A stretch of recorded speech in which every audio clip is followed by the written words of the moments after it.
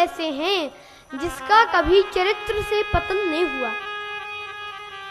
एक बार रावण कुंभकर्ण के पास पहुंचा तो कुंभकर्ण ने कहा कि लंकापति, आज तुम बड़े उदास दिख रहे हो।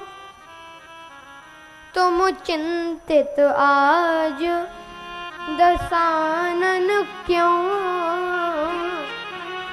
तुम क्यों चिंतित हो? रावण बोला, हर ली हमने मिथिलेश कुमारी, हमने मिथिलेश कुमारी का हरण कर लिया। कुंभकर्ण बोला, अधिकार किया तुमने उन पर? तुमने उन पर अधिकार किया? रावण बोला, कैसे अधिकार किया? लखती ही नहीं वह और हमारी, वो हमारी ओर देखती ही नहीं है। अच्छा, तो जैसे साधु का वेश धारण करके हरण कर लाए तो राम जी का रूप धारण कर कर अधिकार पा लेते। तब राघव ही ना बने तुम क्यों? रावण बोला, इसमें हमको भय भैरव भारी क्यों? जब राघव रूप लगा बनने तब मातु समान लगी पर नारी।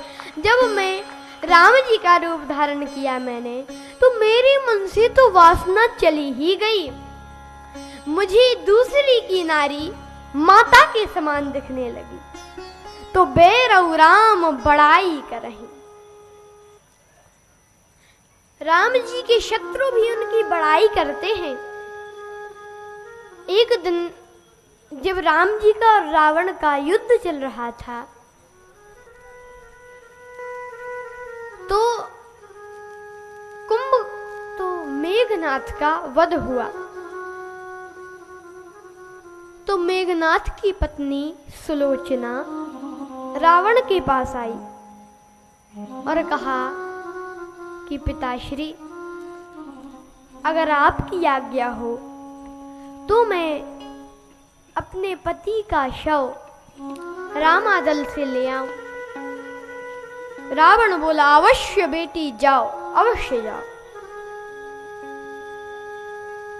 अब दरबारी सोचे कि महाराज, सभा में था उस समय रावण, दरबारी सोचे कि महाराज आपकी 10-10 बुद्धियां हैं, एक में भी समझ नहीं है, 20-20 नेत्र हैं, एक से भी दिखाई नहीं देता। कहा क्यों?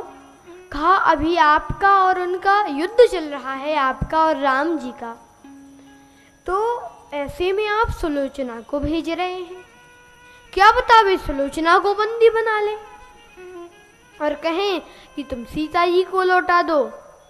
राम जी कहें कि तुम सीता जी को लौटाओ तो हम सुलोचना को लौटा देंगे।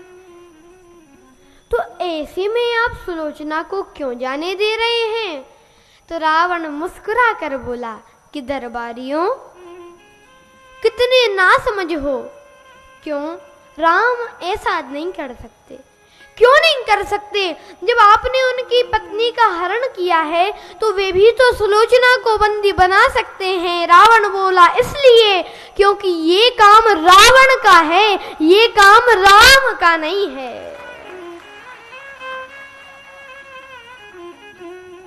और एक बार तो श्री तुलसीदास